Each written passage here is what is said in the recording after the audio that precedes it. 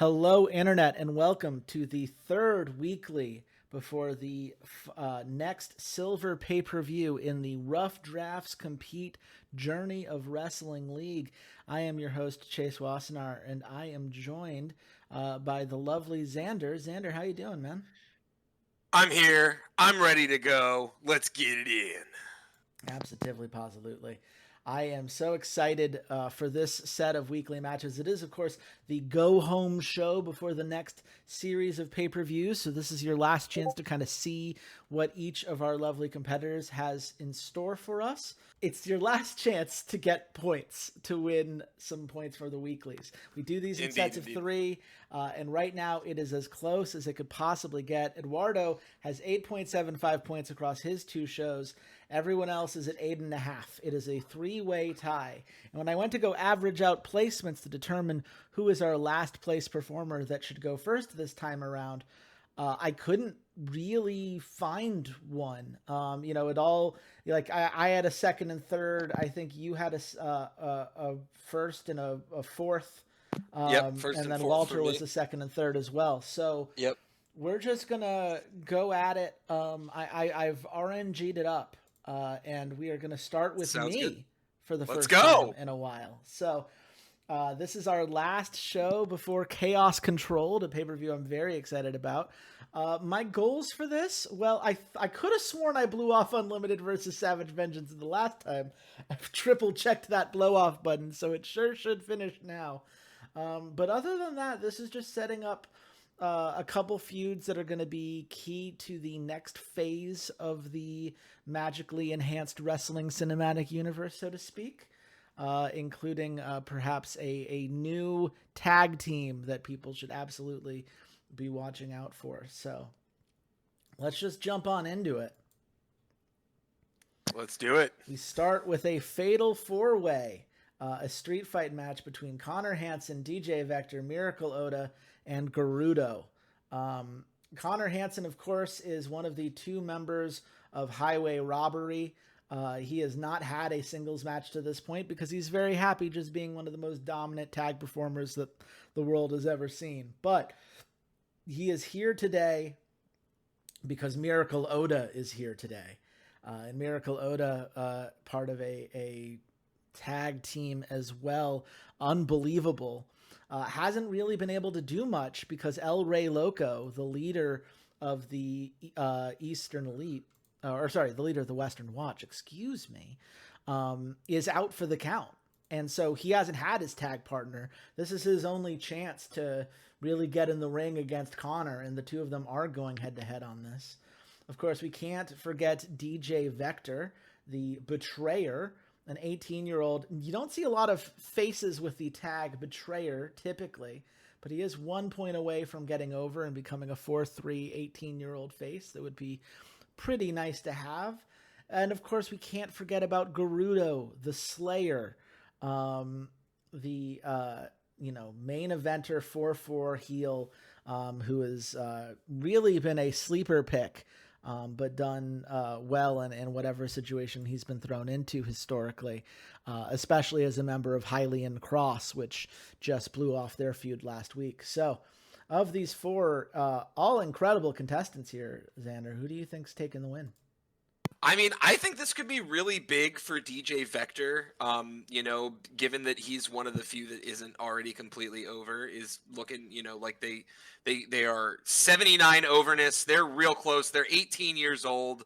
Everybody here can kind of stand to take a loss and have a good match. I just think he's got the most upside. I agree with everything you just said, which is why I am giving DJ Vector the win. Um, And and everyone's happy with it. You get a holy shit moment. And not only that, I get a couple feuds going hot, which is fantastic. Let's see the score here. Okay, just under 5 stars. I will gladly take that for an opening Yeah. match of the night. Yeah, like you said, two hot feuds. DJ Vector is over with the fans now, and the holy shit moment, spearing Connor Hansen through the barricade. You know that that's going to get Highway Robbery fans angry as we get ready for this next pay per view. And don't be Absolutely. surprised if we see DJ Vector's out of this world and Highway Robbery being thrown into the ring. But yeah, overall, a solid start to the night, I'd say. Absolutely.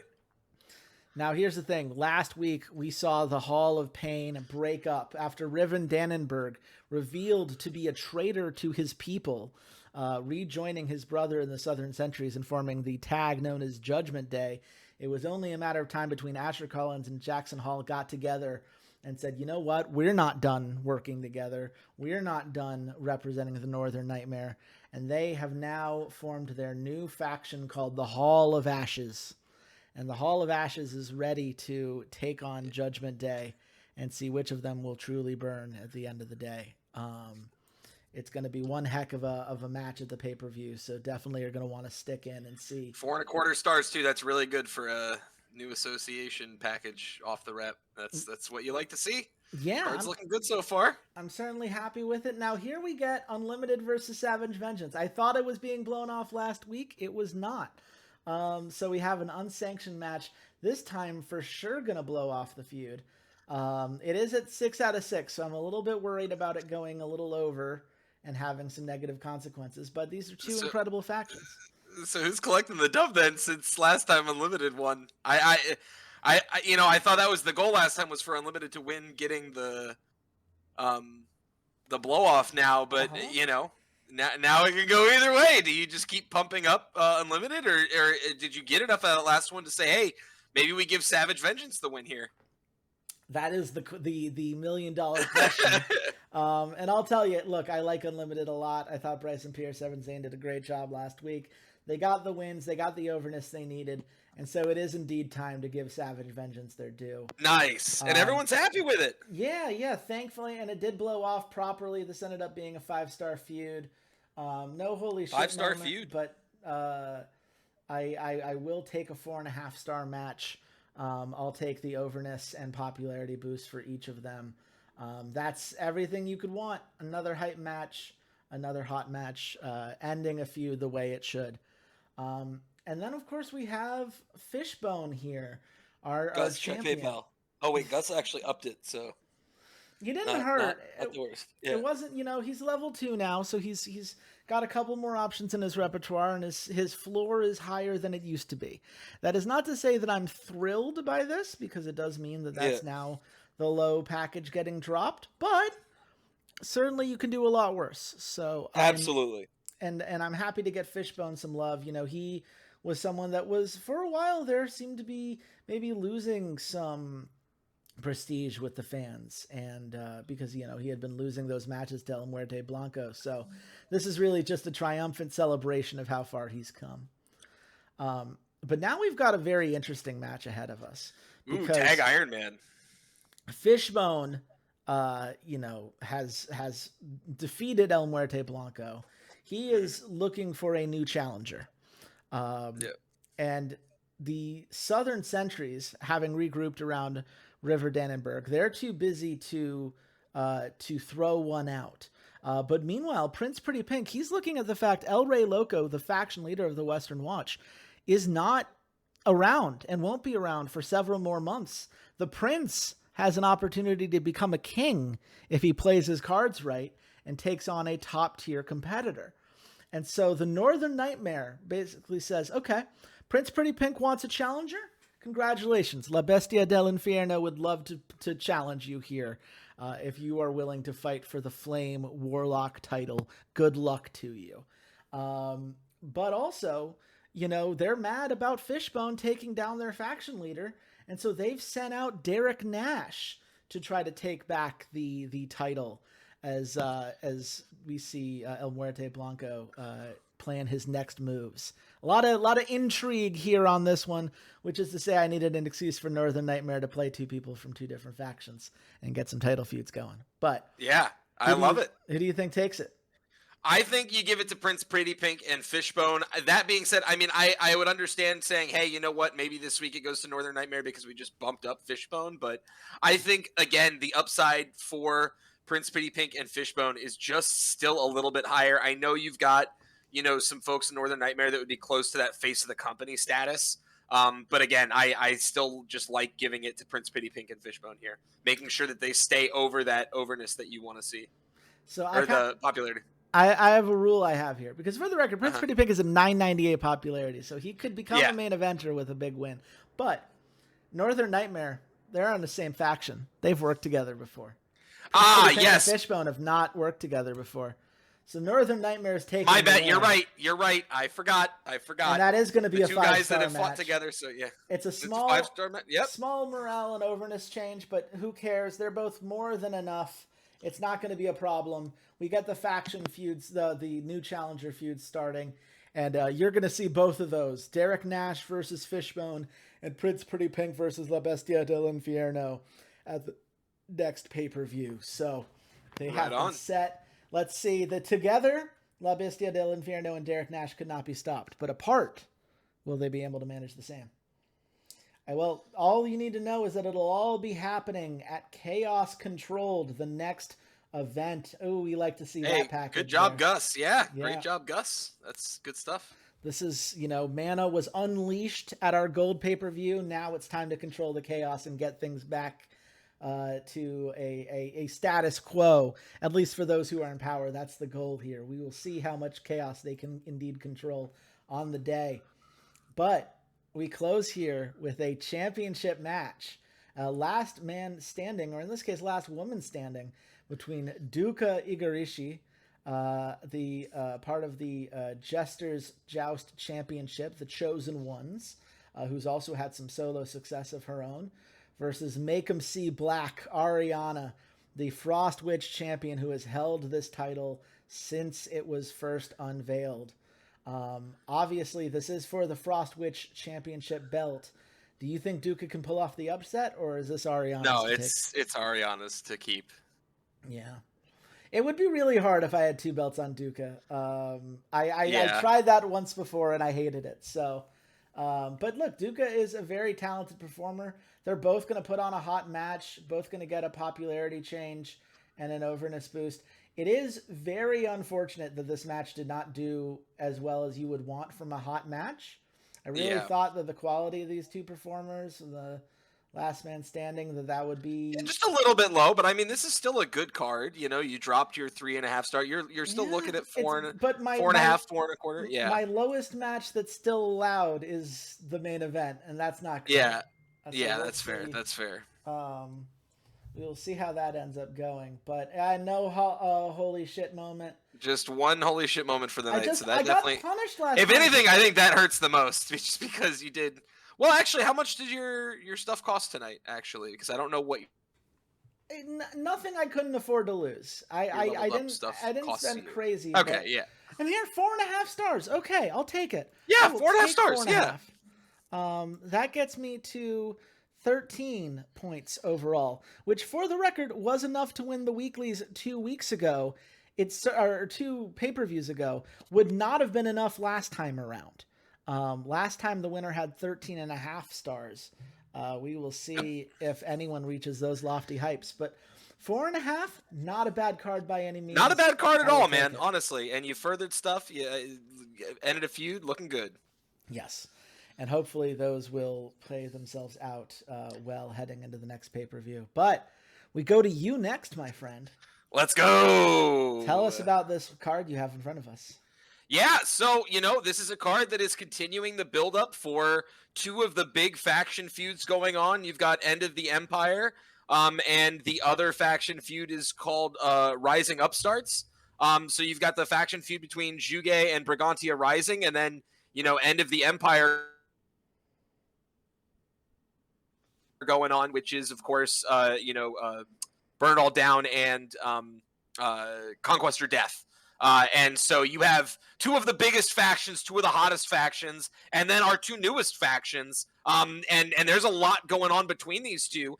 Everyone's trying to, fight for position, especially with, the faction that is now deceased, disbanding, Band of Brigands. There's a lot up for grabs on the lower mid card, upper mid card end of that.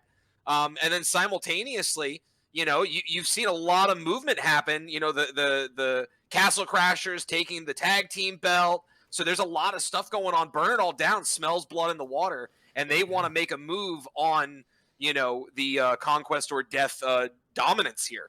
And so, yeah, we've got a lot of matches featuring those two things. Yes, we will see which of those factions can emerge victorious on the night. But we start with one that doesn't include either of those factions. That would be a street fight between Maricela Reyes and Alexandre Kennedy.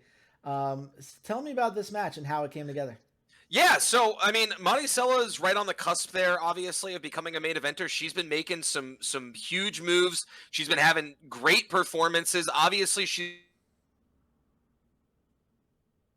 1-4, but again, she's been in a lot of high profile matches, and she's moved pretty heavily up the card from the low 600s all the way up to 789. Her most recent performance was a big win, and it looked really good. Now, of course, going up against Alexandre Kennedy, who's been a guy that arguably dropped down a little bit, who was, has been in a lot of title matches, hasn't been able to get any of them, though, even with some of these belts changing hands, and so he's looking to sort of say, you know what, this is where the free fall stops. I'm on my way back up and I'm trying to make a move. And Maricela trying to make the argument that, hey, I don't care how popular you are, man, woman, I'm after everybody. Yeah. I could really see both of these arguments, right? I like Alexandre Kennedy, and I do think you don't want to see them drop too far, right? 1-6, 0-6, 0-7. People start saying, "Oh, I don't need to take him seriously because look at that record." But I also like Maricela. I like getting her to be a main eventer. I know her overness is not ideal, but maybe with a new gimmick package, you could get her there. But who did you end up giving the win to? It is going to Alexandre this week. Alexandre was correct. It does stop here. And fortunately, everyone's happy with that, and we get a holy shit moment, and it's a 4.25 star match. So there's a hot match to start a feud, which we love to see. 4.25, but more importantly, popularity and overness boost for both of them, and a holy shit moments, hitting the finisher before they both collapsed from exhaustion. You love to see that. Yeah, strong starts in the night. Yeah, fantastic street fight. Makes more than its weight back in creativity points, and honestly, that is either the weakest or second weakest match on the card tonight. So if that's where we're starting, I'm feeling pretty good. Absolutely. And we move on now to a fatal four-way submission match between some people who are a little bit lower in your card. Dietrich Mullen, of course, has been climbing steadily as part of his feud with Bruno Henderson, simply known as the Jobber. But of course, you have Christian Quinn, the bald head of brutality, and Paisley Overholt, a Hollywood star in her own right, all hoping to make their mark here. What should I guess I can make a prediction on who I think would be there, but is there any storyline that people should be watching beyond just Dietrich doing Dietrich things? Yeah, I mean, Christian Quinn and Paisley have been going at it for a little while as well, and that's kind of something that we're looking at. Christian Quinn was a bit more popular, was over, I believe, actually at one point, and dropped down. So, it's, looking at this very, through the analytical lens, this is really a battle between Christian Quinn and Paisley and Dietrich and Bruno, and they're spilling over into each other, right?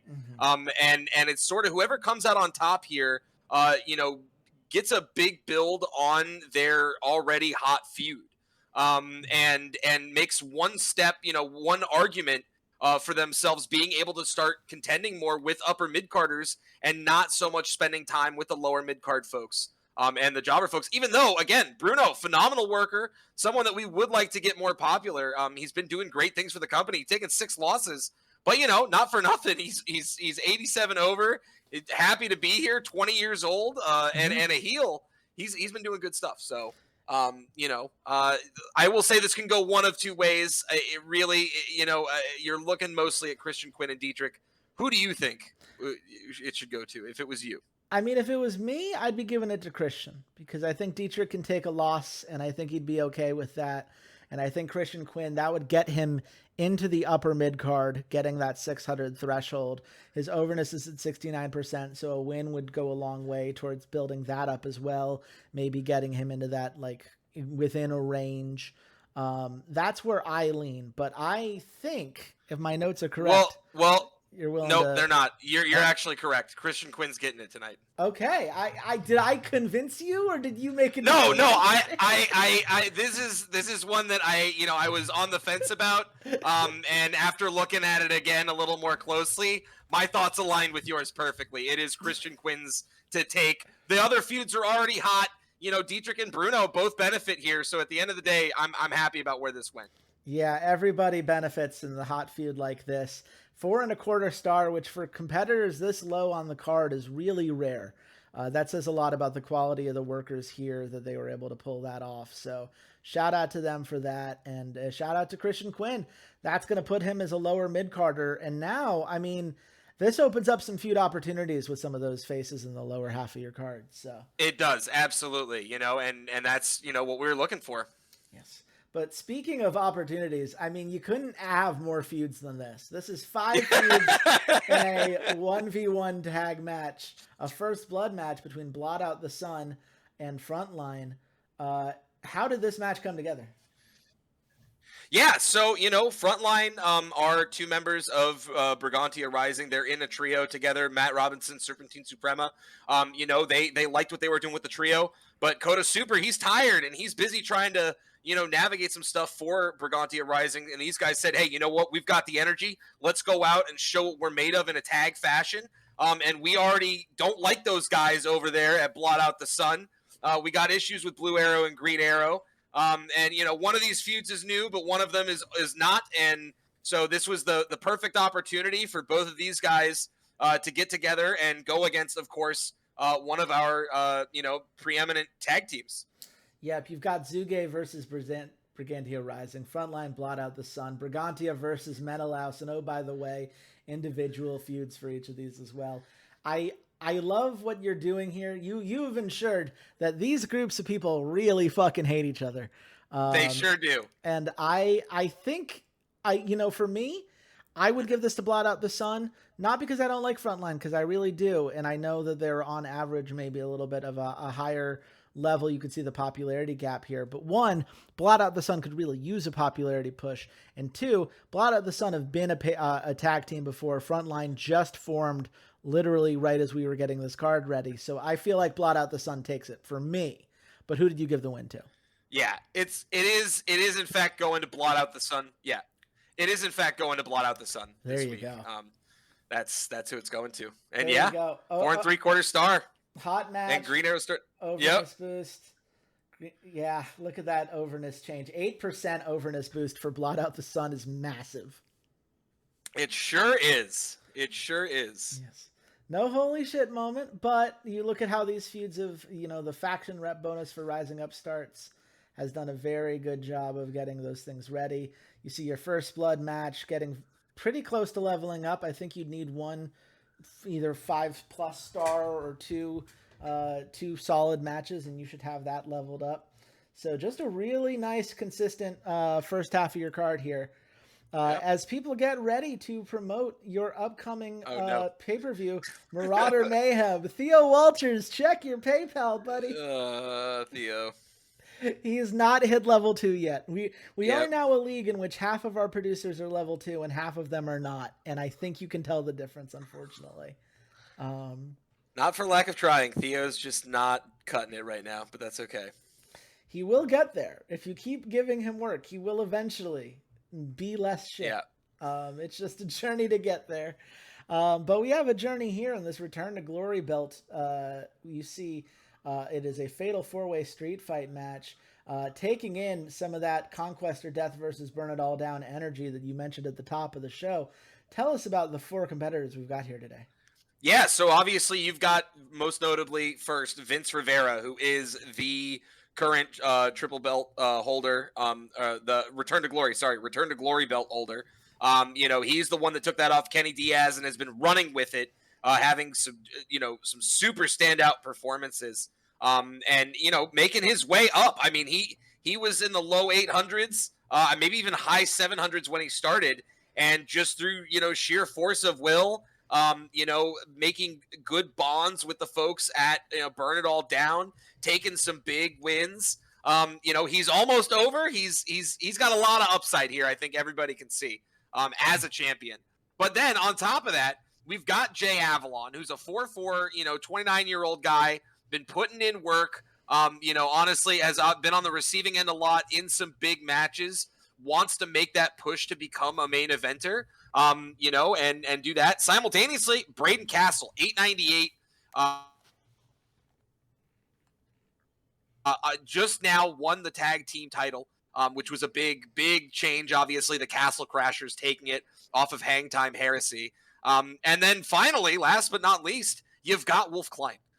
And Wolf Klein up at the top here. Wolf Klein is a guy that has, put in a great amount of work for, our promotion as a tag. Has only had one other solos match. But tonight he wanted the shot against Vince. Said, hey, I'm ready to get in there and throw down. I heard Braden's going to be there, and whether I get the title or not, as long as I get to throw a couple of shots at Braden, I'll be happy.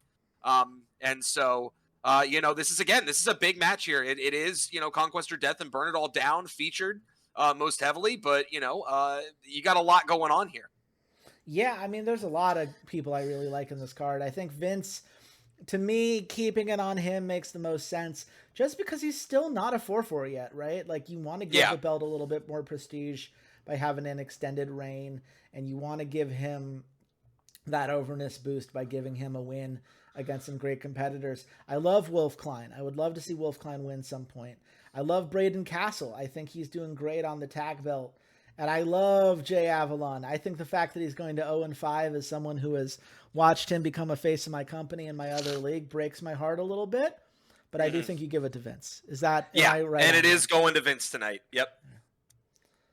And there you go. Another over match. Everybody with the morale and popularity boosts and overness changes. Vince is now over with the fans, making him that 4-4. Thanks to two different feuds going hot, by the way. Jay Avalon and Vince, and Braden Castle and Wolf Klein. Both of those now with some more room to grow. And a nice experience boost for the Return to Glory Belt Championship. You have a chance here, if you keep boosting this up, to turn that into a silver belt before the end of the year. I think a couple, keep matches like that going up, and I think you're going to be in a really nice spot. A shame that's only 4 1/4, but I think that's something you can live with. Yeah, but at the end of the day, I'm not mad. I haven't had anyone be upset with their matches tonight. So, no matter what happens here, it's looking good for us. Obviously, that more than anything hurts the card. So I'm gonna need a really big match here at the end to keep me in contention for the weeklies. But I will say that thus far, this card is performing exactly how I wanted it to, regardless of whether I end up taking the weeklies or not. Listen, I can't be mad that thus far I have had only positives for 4 consecutive matches, right? Yeah. And as a result, man, we're looking really good for what we've got building up here for the pay-per-view. Yeah, the long term looks great, and this is one of those feuds I think people have forgotten. Phil Hangtime, Deputy Newland has been going on in the background for a while. The cops always want to keep a good hang time down, as they say over in the Glory of Legends promotion. But Deputy Newland is someone, like, sure, he's a little bit on the older side, but he's a 3-3, very consistent upper mid-carder. Phil Hangtime, of course, the honorary Hangtime, the men's lightweight champion, still undefeated, and has risen, a good 100-something popularity points to become the face of the company he's turning into? Yeah. So, you got him and DJ Castle, and that's really, in terms of popularity, this is between. But Deputy Newland has actually been throwing some shots in there, even made it to the, deep into one of the battle royales that was kind of unexpected. But this match, was really Phil and Deputy throwing down into the ambulance, and DJ Castle saw what was going on, looked at an opportunity for him to get a second belt. He's been throwing down with all of the hang times, of course, the Castles, despite, of course, their sort of, orientation with Conquest or Death. But this was him seeing a moment and trying to seize it. And so it's really between him and Phil, while Phil trying to put the hurt onto Deputy Newland, and Deputy Newland, of course, trying to get just the most insane come from behind win. So, this asks the question, is it possible for Deputy Newland to win here? Or could DJ Castle maybe steal a second belt? Not when Phil Hangtime is at 1,004. Correct. You're correct. I'm not going to pretend. Phil Hangtime's keeping it this week. Yeah. But look at that, a 5-star in the main event spot. That's what you needed, I think. Beautiful. And everyone, this is the first card I've ever had where everyone is happy the entire card. Like, this is, of all of my weekly cards, even or arguably of some of my pay-per-view cards, this might be my best card in terms of, overness and popularity performance. I think it is the best that I've ever had. It is incredible. I mean, because it's one thing like you having hot feuds and making the most of them. Like, that's all something we're all trying to do. But you had 3 feuds go hot, including the end of the Empire, which has given you 2 more points to play around with, which means you probably don't have to blow off that feud at the pay-per-view. And oh, by the way, that's a DJ Castle bonus there. A nice holy shit moment. Oh, by the way, the men's lightweight championship is 5 experience away from becoming a silver quality belt. Oh, by the way, the ambulance match gets a popularity boost. I mean, these are all some very nice numbers, my friend. Yeah. There's only one number that really matters now. Well, there's only one number left. But yeah, 4 1/4, so not going to cut it. That is going to put you at 12.75. A very solid score. You really, if it wasn't for the packages both kind of falling short, I think you have it. But like you said, you've got a lot of stuff you just furthered for the future. Yeah, listen, I'm not mad. All in all, the weeklies, I have been using the weeklies as my time to kind of recoup, rebuild, and all that. The first weekly of this set of weeklies was my worst card of all time, right? Mm-hmm. And so I didn't expect to even be in contention. But then last week's card was so good that, it was a possibility again. So falling, a 1/4 star short, I think I needed maybe 1/2 star to take the lead. It would have been nice, but I'm again, that card did everything I wanted it to do and more. So I'm happy. Yeah, there's a lot to like there, and there's a lot to like about what Walter has been up to recently. Walter, we have seen, not only is he maintaining this very clear story focus and maintaining he is running a real wrestling promotion. He is the one pure company out of all of ours, and he has been, looking to make the game figure him out, but he's also starting to figure the game out. He had an incredible card last weekly, tied with you for first place. And was his first time of gaining fans at one of these matches, which was a huge, huge morale boost for the Sanford Wrestling Alliance. But he is right there. He was tied with you and I going in here, only a 1/4 point behind Eduardo. So he is looking to make one more big push here, and it's all going to culminate in a brass ring match at the end. So let's go through it step by step. It starts with a 3v3 street fight match between the Lads and the Kingdom.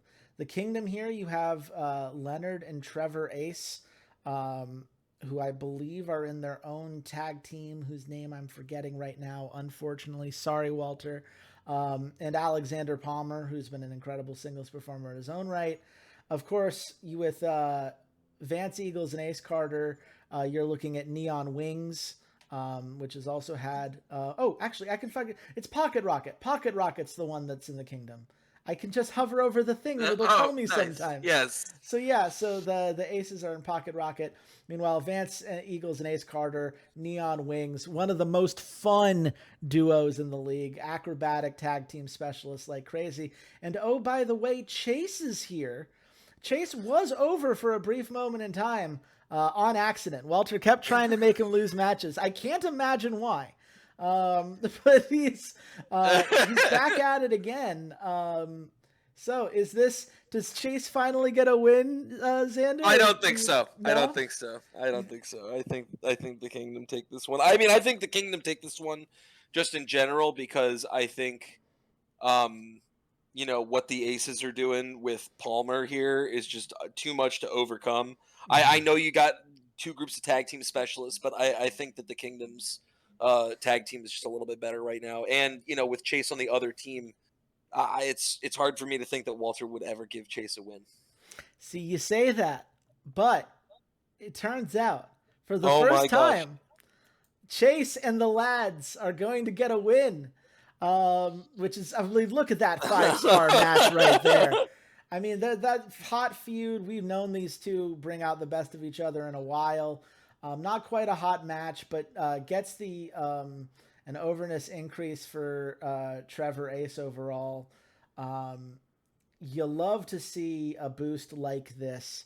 And I think it just comes down to I believe we will see the lads in a trio belt competition at the next pay per view here for the SWA. So I'm not gonna I can't spoil anything because Walter does not tell me the results of things going into these. I would not maintain optimism for Chase. Yeah, that's I'm fair. taking this as having been thrown a bone. And oh boy, am I happy with the bone I was thrown. But I'm surprised Chase didn't seem to get over with that, and I would have thought that he did. So we'll have to check back on that. But either way, 5-star match. What a way to start a card. And here, so I have some lore for you here, Xander, because Oh, we love lore. we missed a couple things last time around because Kaito Sakura, who just joined the Sanford Wrestling Alliance, was actually a mentor of both Sakurai and Ogawa back in a Oh, Japanese promotion. But okay. Ogawa has been very grateful in the past for Sakura's efforts, and Sakurai may be a little bit quieter, kind of keeps to himself. And so Kaito's like, you know what? This man did not acknowledge all the work I did for him. So I am dedicated now to mentoring Ogawa, taking back my pupil, and having Ogawa teach Sakurai a valuable lesson in gratefulness. That's Um, awesome. That's uh, awesome. yes. And of course, he knows that Kenzo Nai and Empress Kabuki joining Ogawa with Made in Japan had made the right move to team up with such a valuable and incredible wrestler. And so he's going to do his best to help all of them rule the SWA together. So, I mean, Right that's on. a 5-star segment for a reason. Made in Japan are becoming more and more terrifying by the day. And good for him. I for one cannot wait to see Sakurai versus Heizo Ogawa in a revenge match at the next pay-per-view. So we will have to keep an eye out there. But for now, we move on to Hollywood Bound versus Prodigious in a better villain match. Um, we see here, Hollywood Bound, Cairo Oliver, Joey Stone, very charismatic. Not necessarily the greatest workers, but very good tag team specialists. So they perform a lot better in these situations than they would individually. And of course, Prodigious. I mean, D'Angelo Starr, Jordan Wolf, they're both monsters in their own right. All maybe a little bit, Hollywood Bound could benefit a little bit more from some of the overness push. But Prodigious are those kind of main eventers that have already proven themselves as capable of bangers after bangers. Who do you give the win to here? Oof. I keep rooting for Prodigious and they keep losing. So maybe I root for Hollywood Bound and then Prodigious wins. It's interesting because Prodigious has a 1-2 record while Hollywood Bound is 0-2. Yeah, So, but I want Prodigious to win more. And the last two times I've called for them to win, they've lost. So well, your reverse psychology didn't work because they could see right damn, through you. damn. Okay, well I'm still right then because I rooted for Hollywood Bound. So. You did technically pick Hollywood Bound. That is I true. said Hollywood Bound. So and that's going to be a 4.25-star match. Obviously, there was no gimmick attached here. This is just purely based on the skill of these competitors. And you see, they're able to bring out quite a good bit of action amongst each other. No holy shit moments yet for the night, but I think you take 4.25 star for a match like this. And I also think you look at Wesley Lee Morris and Tyler Dynamite. This feud's been hot for a while now. Wesley Lee Morris, a tag team specialist, gifted acrobat, a storyteller who knows how to get the most out of feuds. And also Tyler Dynamite, this is a workhorse, a risk taker, a gifted acrobat. This is an only monster feud because only the greatest heels can take that particular one on. And both 4-star workers here. Who do you give this one to? I like the upside on Tyler Dynamite a little bit more here. He's a little bit younger. They're both already over. If the match is good, Wesley doesn't take too much of a hit. I think that, obviously their popularity is both close. If I'm looking at, like, we have an only monster feud here, who's going to be contesting my top faces for those belts and stuff like that, I think you give it to Tyler Dynamite. Well, it turns out Walter has a different plan. We're looking at Oh a my double gosh. pin situation. It's going to be essentially a tie, and Wesley Lee gets a slight edge on that. There is a penalty to doing a double pin ending here, so it's only going to be a 3.5-star match. But Tyler's not going to lose anything. Wesley does get a bit more popularity as a result, and you can see this is, this feud it's impossible for either one to get the upper hand. They've been back and forth on each other. And Walter wants to keep the fans guessing on who's going to emerge victorious. I love to see it. Yeah, it is unfortunate that you get a penalty for the score for a double pin, because I think even without it, it would have been his lowest scoring match. So I think dropping this is fine, but you've got to hope now that this event package goes over well. And luckily, despite a negative, that is better. That is 4 stars, and that is going to build hype for Aftermath, which is the pay-per-view that everyone can look forward to next week. So some good stuff there. We have 2 more matches for the night. This is a special referee match between Angelina Cardinal and Maester Gomez, with Empress Kabuki as the judge here. Kind of a neutral territory, so to speak, with the Empress. But Angelina Cardinal, a 19-year-old face, just got her first win on the last show. Very much on the up and up, trying to cement herself as a main eventer, a force to be reckoned with. And meanwhile, you've got Maester Gomez, who's 3 overall away, 3 overness, I should say, away from getting a 4-3 overall. Just got her own first win relatively recently and is on the cusp of becoming a main eventer. Who are you giving this to? If you are, I would give this one to Maestra. Maestra is so close to being a main eventer and over. They both have been on, solid wins. Angelina even has they both have recent wins. So, yes. I think that the upside here is higher on Maestra. Here's the thing. I understand what you're saying if the goal is to get everyone to about an even keel. But I think Walter has big plans for Angelina.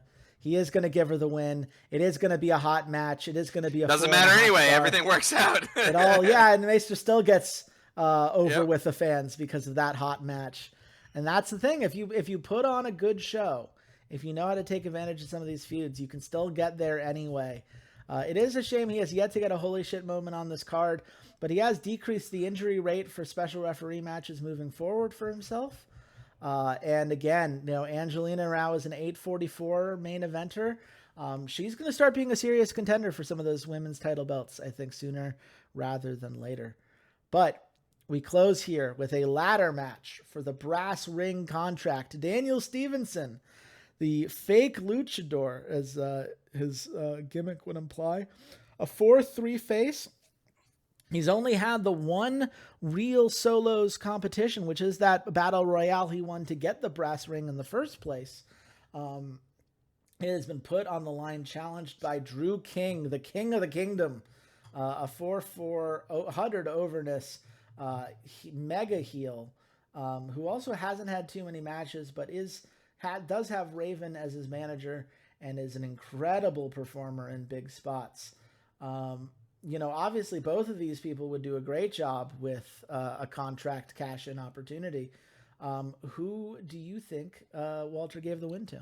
I would like to see Drew King here take it, honestly. I know it's a weekly, but I think that this could be a great move to give it to Drew King. I think Drew King would also do very well with it. I think Walter's reasoning is that Drew King can certainly take a hit. Daniel Stevenson's morale is a little bit lower. Fair enough. And I think the popularity boost. He is going to give it here. And oh, by the way, that's a 5-star match. 5-star match. Oh, Yeah. by the way, that's a hot match, and everyone got the morale and popularity. Did Walter and maybe awareness.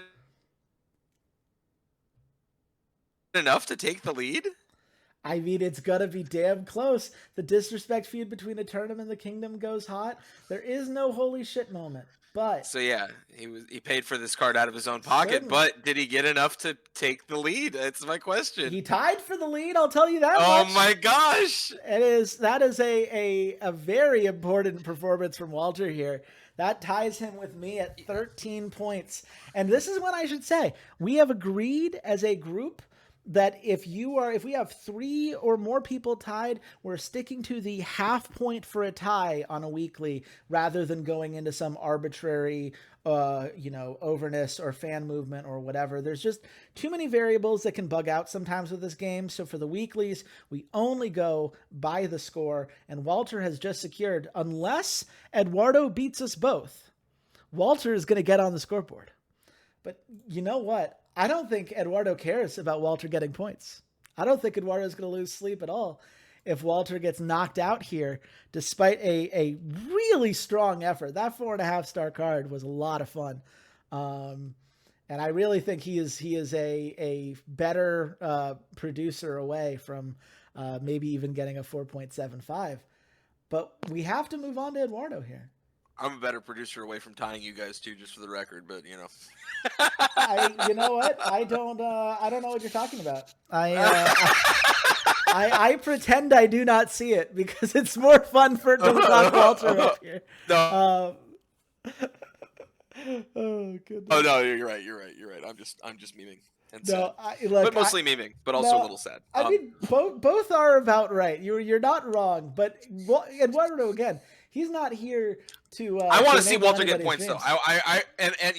I would like to see Walter get points. So if Eduardo has to tie with you guys here, so be it. Maybe he finishes below me too, and I don't take such a fan hit. Who knows? Yeah, I mean, look. So some magic numbers here. If Eduardo gets a 4-star card, he ties with you, and Walter and I each get a half point. If he gets 4.25 stars, then he ties Walter and I, and we each get a half point. If he gets 4.5 stars or higher, the week is Eduardo's, and he gets the full point. So everything is on the line here. The Campeonato de Luchasaur has some big matches in store for us tonight, and let's just jump on in because I'm just ready to see where my fate lies. It is the Gambler versus Matthew No here in a street fight match to open up the day. Gambler, of course, a 3-4, 25 points away from becoming a main eventer, a 20-year-old heel who recently got his first win.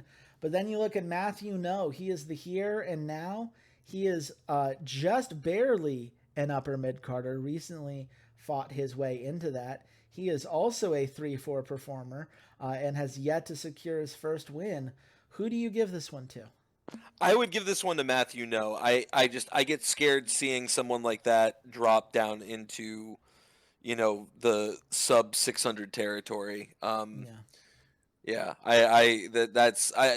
got upside, obviously, close to being at 800, close to being a main eventer, but I think you give it to Matthew No here. Eduardo agrees completely. Matthew No has earned a chance to get a little bit of a boost. That is a 4-star match to start the night.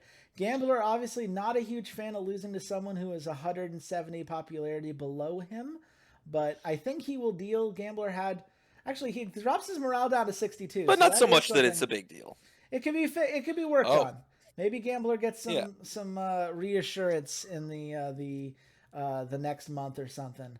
But sorry, I thought that was an 87 morale, so I did not see that correctly. I see now it's 67, so yeah. But I do think giving Matthew No that wiggle room is going to be big in the long run. Gambler, I'm sure we're going to see do some good stuff again. But we have our first return package. The Campeonato de Luchasaur wants you to know El Cuervo is working very hard to get back to the ring. He is doing his exercises. He is preparing himself. It's going to be another 1 to 3 months, but he is working on it. And I think he wants to just make sure that people do not forget that El Cuervo is a force to be reckoned with. And when he comes back, he's going to be hungry to prove himself as a top competitor in this league once again. Absolutely. Yep. We move on now to a submission match between Ryuji Sakota and Max Campbell. This is one of the first feuds we ever saw from the Campeonato de Luchasaur. Continuing on, I mean, they couldn't be closer. More, right? yeah. They're No, genuinely. one popularity away from each other. They're both 4-4s. Max is maybe a little bit more over, has a little bit less morale. Both basically the same age. It's yeah. They each have a manager. They're both lifelong wrestlers, dedicated to the craft, ring generals. I mean, well, in that case, I'm betting on who looks cooler here. And, let's be real. Max Campbell standing next to El Arcángel de Fuego, that is the cooler, combo. Ryuji Sakota doesn't look all that cool, and he's standing next to El Tigre de León, who is looking really cool, which that's negative synergy. On the other side, we have positive synergy. So I'm rooting for Max Campbell here. Look, I cannot confirm or deny that Eduardo agrees with the fashion assessment. I can tell you that I think that lower morale had him a little worried. He is going to give it to Max Campbell, and it turns out to be the right move because look at that, a near 5-star match. A nice effect here. Not a massive hit to Ryuji, nothing that he can't make up for another time, but Max Campbell slowly but surely fighting his way into being a main eventer. And we will have to continue to follow this feud here. I will say the submission match level up is not irrelevant. That is a popularity boost for all future submission matches for the Campeonato de Luchasaur. So that'll be huge going into the next pay-per-view. You got to watch for these small ones, right? Because submission matches, they're cheaper. So if you can get good effects there consistently, it does help out. Submission and street fight, they are my bread and butter. So I agree. Absolutely. Well, here's a steel cage match, which Eduardo reminded me is kind of the core of a lot of these tag matches that we see in the Campeonato de Luchasaur. This is the Corazones de Lucha and the Poker of Pain, of course. Poker of Pain, Jack Azriel and Kenneth King, some incredible tag team specialists, some good workers, good actors, know how to get the most of their matches. Of course, Corazones de Lucha got revenge recently because these two have been going back and forth for a while. It was all Poker of Pain for a little bit there, but Corazones de Lucha got the most recent win. Vincent Gabriel and Hart Jones showing everyone that they too are some workhorses, some tag match specialists who are ready for the moment. So is this Poker of Pain getting their mojo back, or does Corazones de Lucha carry some momentum? What do you think? Ooh, I don't know. Yeah, I this one I don't know. I can see it going both ways. Unfortunately, I would like, if I have to pick one, I want to see Corazones de Lucha win.